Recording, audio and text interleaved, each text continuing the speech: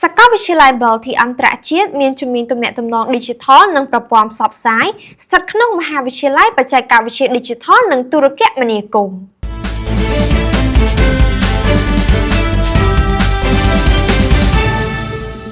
ជំនាញទំនាក់ទំនង Digital និងប្រព័ន្ធផ្សព្វផ្សាយគឺអាចសិក្សាបានទាំងថ្នាក់បរិញ្ញាបត្រនិងថ្នាក់បរិញ្ញាបត្ររងដែលនិស្សិតទាំងអស់ទទួលបាននូវការយល់ដឹងអំពីវិធីសាស្ត្រនៃការប្រមូលទិន្នន័យ ការសរសេរ និងការរាយការណ៍ព័ត៌មាននៅលើវេទិកាប្រព័ន្ធផ្សព្វផ្សាយផ្សេងៗដូចជា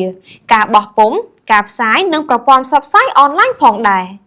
កម្មវិធីសិក្សាត្រូវបានរៀបចំស្របតាមស្តង់ដារជាតិនិងអន្តរជាតិដែលឆ្លើយតបទៅនឹងតម្រូវការទីផ្សារការងារក្នុងស្រុកក្នុងតំបន់ដោយរៀបចំសម្រាប់អ្នកសិក្សាទទួលបានជំនាញពិតប្រាកដជាអ្នកសារព័ត៌មានទាក់ទងនឹងវិស័យសារព័ត៌មានដូចជានយោបាយច្បាប់មនុស្សសាស្ត្រសង្គមវិទ្យាចិត្តវិទ្យានិងសេដ្ឋកិច្ចផងដែរ ហើយចំពោះសៀវភៅសិក្សាគ្រប់ឆ្នាំសិក្សាត្រូវបានរៀបចំជាភាសាខ្មែរនិងជាភាសាអង់គ្លេសដើម្បីបង្កលក្ខណៈងាយស្រួលដល់និស្សិតក្នុងការសិក្សាឲ្យកាន់តែស៊ីជម្រៅបន្ថែមទៀតទៅលើជំនាញមួយនេះ កាន់តែអស្ចារ្យនោះគឺបន្ទាប់ពីបញ្ចប់ការសិក្សាលើមុខជំនាញមួយនេះនិស្សិតនឹងមានអាទិភាពខ្ពស់ក្នុងការទទួលបានឱកាសការងារដូចជា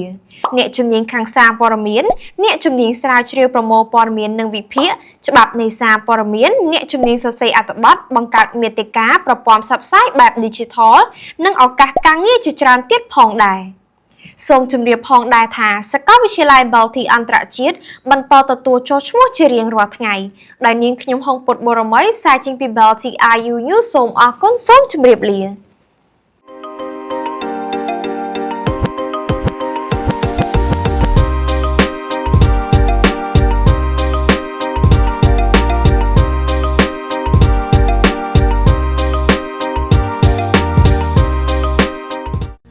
Balti International University, the future of global leaders.